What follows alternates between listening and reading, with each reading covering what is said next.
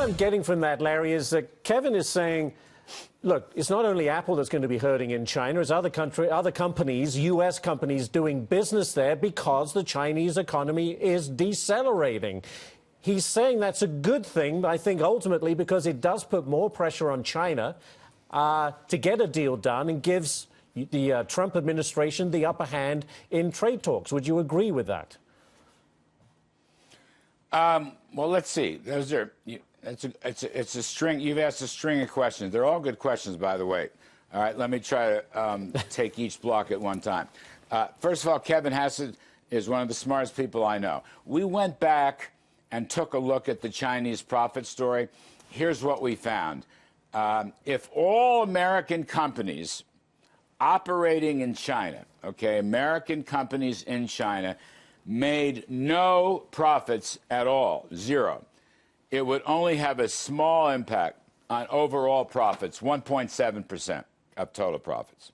And that's very unlikely. American companies will make some money in China. But I'm just saying that 1.7%, it's a pretty small number. So I wouldn't take that too far. Point number two, the Chinese economic slump's been going on for a while. I mean, you can run the charts yourself right at your desk off your computer. You're looking at a 15, almost 20-year slump in retail sales and business investment. As I say, I think the heyday of the Chinese, market-oriented reforms have passed. And number three, regarding U.S.-China relations on trade and the economy, look, we can help them. Okay, now we want a level playing field. Right? We want to end unfair trading practices. As the president often says, we want reciprocity. Reciprocity, okay? And the 3 zeros, zero tariffs, non-tariff barriers, and subsidies, okay? That we need that to help America and American workers.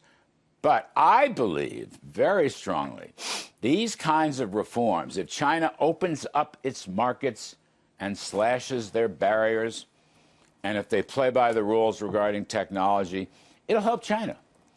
You know, give American companies, this is a kind of an offshoot, I don't hear enough of this, but America is the most competitive economy in the world today. We are the hottest economy in the world today, I mean, as per the numbers today, as well as others.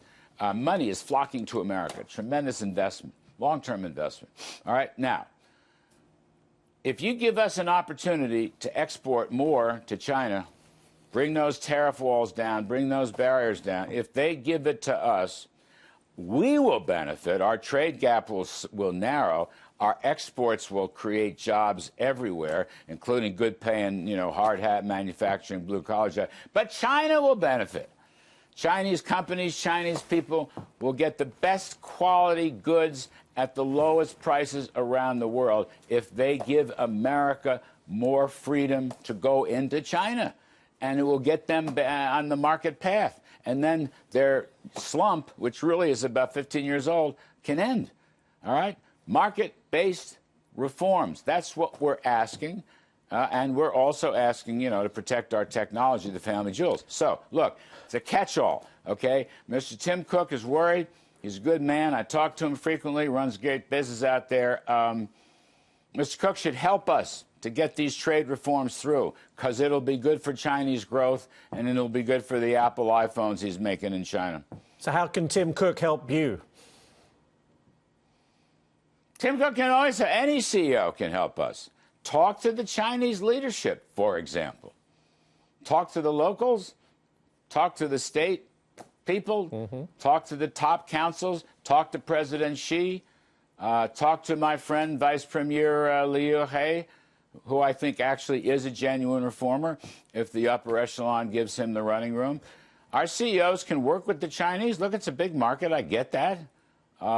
We'd like more freedom and more opening. But, as President Trump has said a lot of times, if China will not cooperate, then our tariff rates may go up and our tariff coverage may increase, because right now it's an unfair situation. So what does your gut tell you, Larry, with regard to the March 1st deadline? Can we get something done before those tariffs kick in on March 1st? Yes, we can. I don't want to get ahead of it. We're focused on that. We're focused on the next couple months. Beyond that, we'll wait and see. That's up President Trump and so forth. But yes, many things can get done. We're going there. Our group is going over there. And then we expect a higher level Chinese group to be coming here in due course before the deadline. So let's be realistic, but let's be optimistic about that. Let's be, what's the right word? I don't know, guardedly optimistic. I'm an optimist. You know that all these years. I'm an optimist. If there's a will, there's a way. But, don't forget, you talked to Bob Lighthizer, who's the best trade negotiator in the business. He'll tell you, we'd love to work these things through. I mean, we have a clear list. They know what we're asking. I just outlined much of it to you a moment ago. That's what our deputies will carry. But Mr. Lighthizer taught me down through the years, Chinese promises have to be backed up by enforcement. Enforcement, timetables, trust but verify. Can we do it? Of course we can do it. Will we do it? Well, let's see. So Peter Navarro's not going on this trip next week, right? And he's considered quite, for want of a better expression, quite hawkish, quite strong on where the U.S. stands. Does that suggest a more softer approach, at least at this level?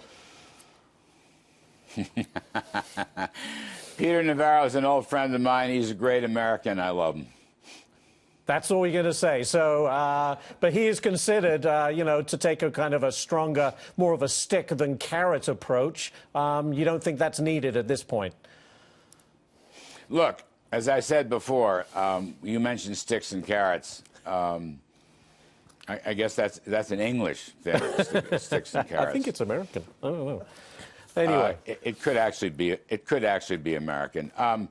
Look, at our trade principles group works together very, very closely, and I dare say we're on the same page. Again, a quick repeat.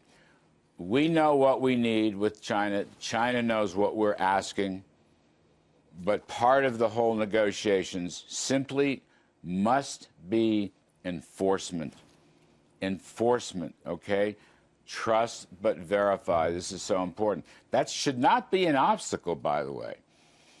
But it's got to be part and parcel at the center of any reform decisions and any policy changes. I think our whole group is completely unified on that, and I believe President Trump also strongly believes there have to be clear enforcement safeguards.